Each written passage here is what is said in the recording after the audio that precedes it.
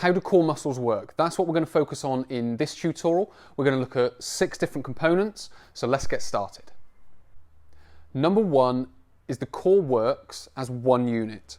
So you can see the image just here, and you can see that there's abdominals, there's obliques, around the back, which you can't see. You've got the erector spinae muscles, a little bit deeper. You've got the QL muscles, you've got the TVA, you've got internal obliques as well. So you've got all these different muscles. And what people will do is for the rectus abdominis, they'll go, well, I need to do sit-ups for that. For the obliques at the side, well, I need to do twists for that. For the QL, I need to do side bends for that. For the spinal erectors, I need to do back extensions for that. That's an ineffective way of training. What's a much more effective way of training is choosing exercises that work multiple muscles around the torso. So they integrate and include the rectus abdominis, the internal and external obliques, the quadratus lumborum or QL, the back extensors, the transverse abdominis. So we need to start thinking about exercise in a slightly different way, because we're not trying to certainly break the core down into its individual muscles. We're trying to bring them all together into one integrated unit. Number 2 is something called hoop stresses, and you can see that via an image just up here. So what that basically means is, as you can see on the screen, you've got some arrows going in and some arrows going out. So you may not be too familiar with what hoop stresses are, but you may be familiar with what intra-abdominal pressure is. So intra-abdominal pressure is the forces going out of the torso into the muscles of the torso, the abdominals, the obliques, the QL, the erector spinae, so on and so forth. But what you've then got is forces coming inwards to resist that force going out, because if they were just allowed to go out, in some respects your core would just explode. So you've then got forces coming inwards, which is the muscle contraction, which is why we need to work it as one unit, because those forces, when they're worked as one, they compress around the hoop stresses coming out, and that's what creates your core strength, so your ability to hold that posture. So that basically comes via 2 things. And again, I'll bring you back to this image of the torso. And what you can see is you've got the rectus abdominis sort of going up and down. You've then got obliques coming around. You've got TVA, which is deeper, which now, instead of going diagonally like the obliques, it goes more horizontally around. Now, what this is starting to build, it's what I describe as like a carbon fibre unit. So you've got all these fibres that go across each other, and it's what's creating the strength. Because if all the fibres went in one direction, they would be much weaker and much more easily pulled apart. So with the forces pushing them out, what the body has done, it's created itself in a way where these fibres overlay each other and create that matrix to create the structural strength. So your muscles need to be able to contract, but first of all, they need to have that structural strength of cross-fibering, like so. So you put those 2 together, and then you've got a much greater strength of torso that can bear more load. The second thing is that the muscles, the fascia, and the tendons are all working together. And that, again, is what comes from working your torso as one unit. So we need to start thinking in this way and selecting exercises in this way to be able to train the core, in some respects, into the way that it's designed, which is as I've described so far, or fundamentally as I've described so far. So what we're now going to do is talk about a few more, but integrate some exercises. Now that we've got a better understanding of some of the tissues and how the torso works and how it's sort of designed, we can start now applying exercise to it. So number 3 is that these muscles are there to resist movement.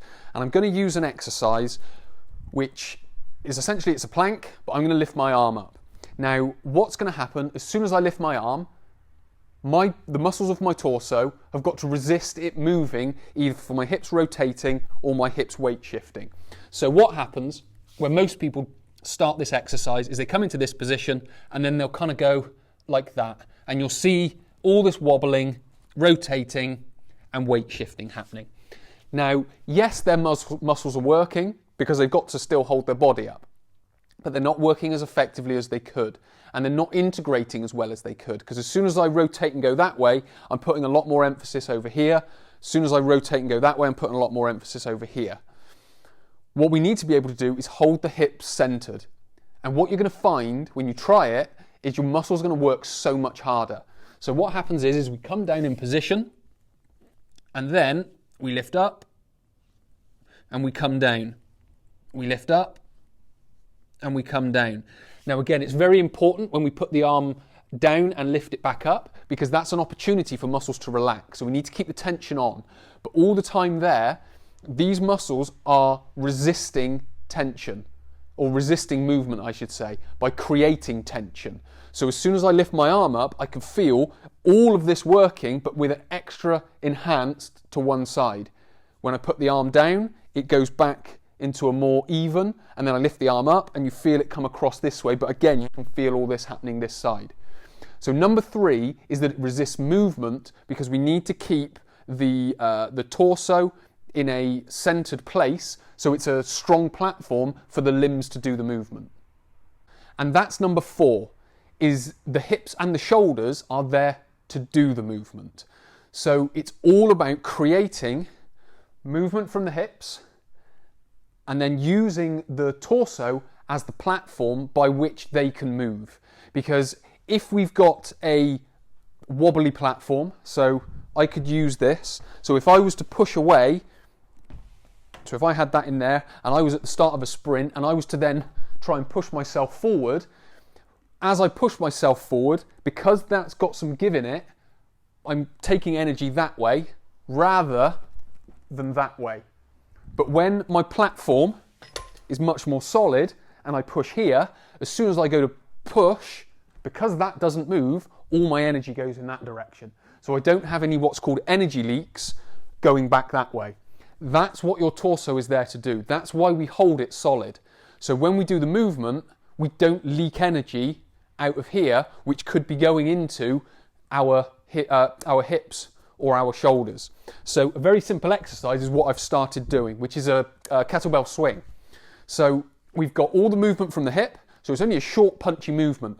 We go back into this position and then we ping forward, back, ping forward. But what we're trying to do is not use the torso to create any of the movement. That's just our platform, so the hips can create the movement. They've got the muscles, the glute max, the quads, to create the strongest movement.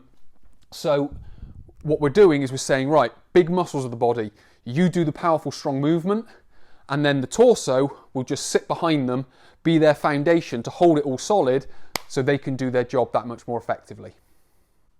Number 5 is speed of movement. We can go much faster when this is solid and holding in position. So if we start bringing all these together, we can move that much faster. It's the same with the kettlebell swings, but it's also highlighted when we do throwing type exercises. So I'm going to take this kettlebell and I'm going to theoretically throw it over my shoulder. I'm obviously not going to, but we go from here and then we go up and down.